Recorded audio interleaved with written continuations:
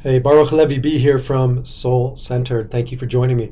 I want to talk to you today about my single favorite topic, but it's more than a topic. It is part of my philosophy and what has helped me not only survive through life's most difficult, tragic moments, but learn to eventually thrive.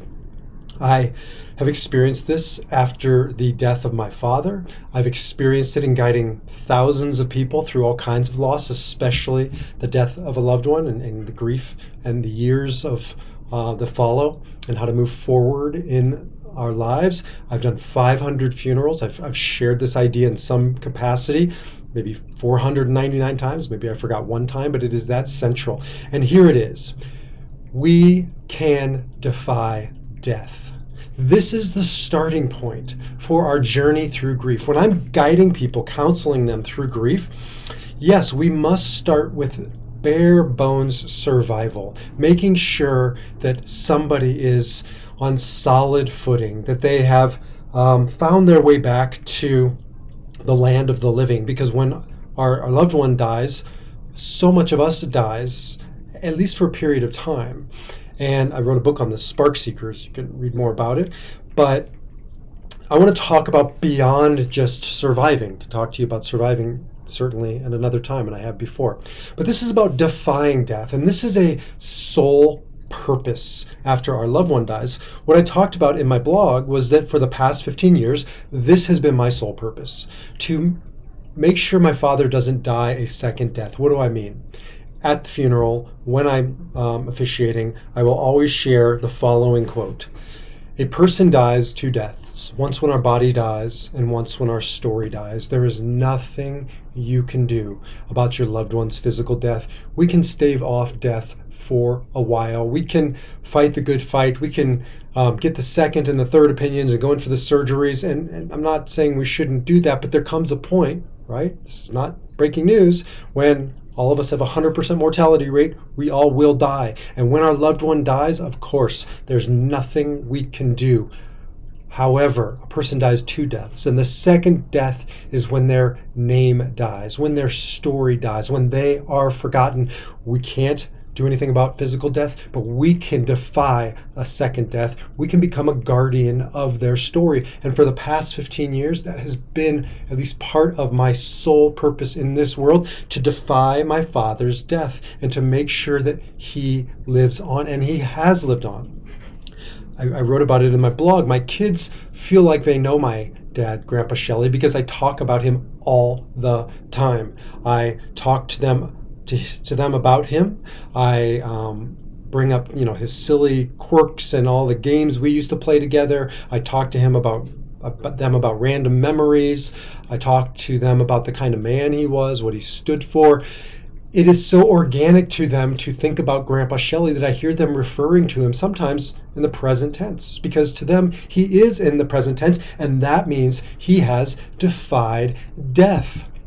I talk to him daily in meditation. I do. I sit every single morning and I sit in meditation for 30 minutes or so.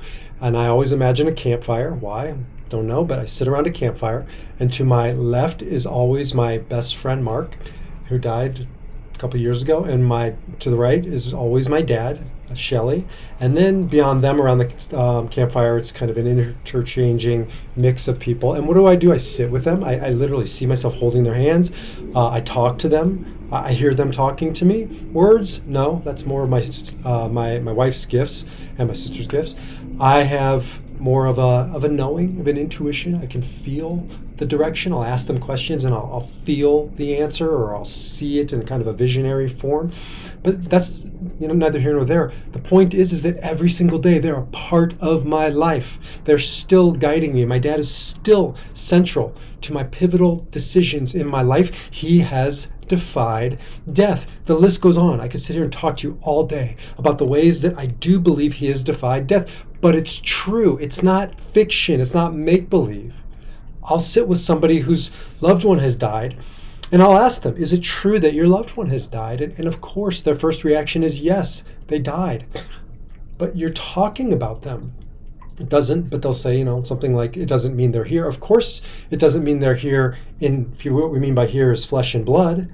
But right now, as I'm talking to you, as you can see, nobody's in this room, and yet I have 4 kids. They're not here, but they're part of my presence right here, right now, whether or not I can see them. They're at school. My wife Ariella is in her office at home at working. I can't see them, I can't touch them, I can't feel them, but I know they're here with me. What's the difference between that and my dad? Different realms, right? Different times past, and one is present, but death doesn't know those boundaries of past, present, and future. Death doesn't know the boundaries of physical and spiritual. Death is transcendent. Spirit is transcendent. My Father is transcendent. I can feel his presence right here, right now. And so counseling somebody, helping them come to not just know intellectually, but feel and experience the presence of their loved one as they talk about them, as they think about them, as they embody the values that were and continue to be them.